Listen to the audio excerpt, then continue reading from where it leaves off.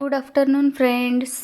तर चला आज बनवूया दुपारच्या जेवणामध्ये मटर पनीरची भाजी आणि लच्छा पराठा. तर त्यासाठी मी एका कढईमध्ये थोडंसं बटर आणि थोडं तूप पण टाकले. त्यामध्ये भाजून घेतलेत सगळे हे पनीर कट केलेले क्यूब त्याचे. आणि मग ते थोडंसं कोमट पाण्यामध्ये मीठ टाकले आणि त्यात ते पनीर टाकलेत सॉफ्ट राहण्यासाठी.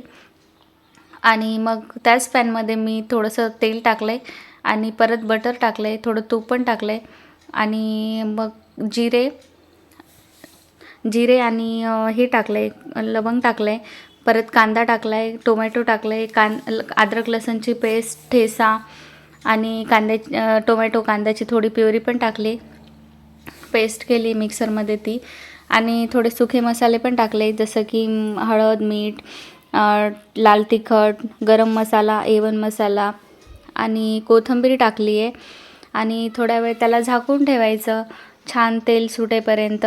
मग मटर पण टाकलेत आणि आपण जे आधी तयारी केली होती पनीर गरम पाण्यामध्ये थोडे भिजवले होते ते टाकले आणि एक 5 मिनटं त्याला बॉईल होऊ द्यायचं, म्हणजे आपली भाजी रेडी होती.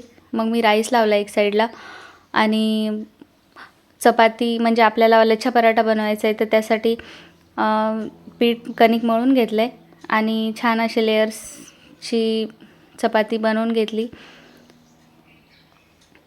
त्याला असं राऊंड शेप द्यायचा आहे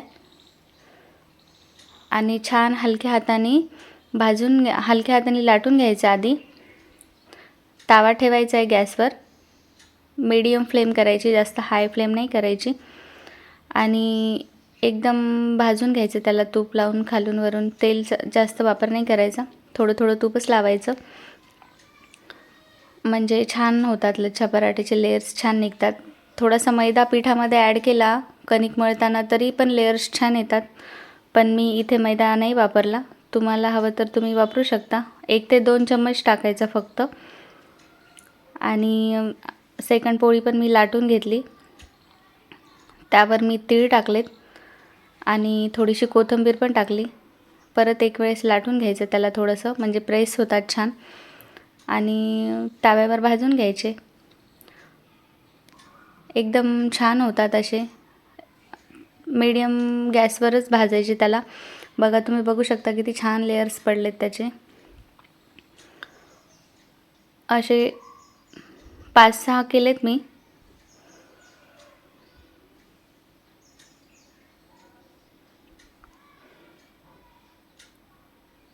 एक एक करून छान मंद आचेवर भाजून घेतलेत त्याला.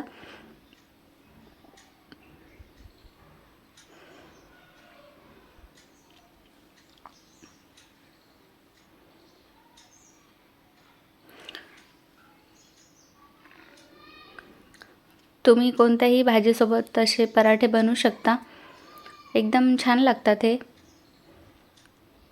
पनीरची भाजी, कोफ्ताची भाजी, जे पण काही भाज्या असतात ज्या आपण बाहेर खातो, पण घरची टेस्ट थोडी वेगळीच असते.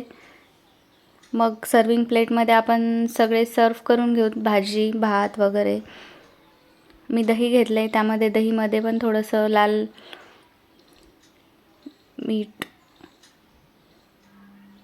कोथिंबीर वगैरे सगळं टाकलं आहे. भात टाकला आहे, सोबतच लिंबू, कांदा घेतला आहे. अशी आपली आफ्टरनूनची प्लेट रेडी आहे. तुम्ही डिनर पण बनवू शकता, काहीच प्रॉब्लेम नाही. Thanks for watching.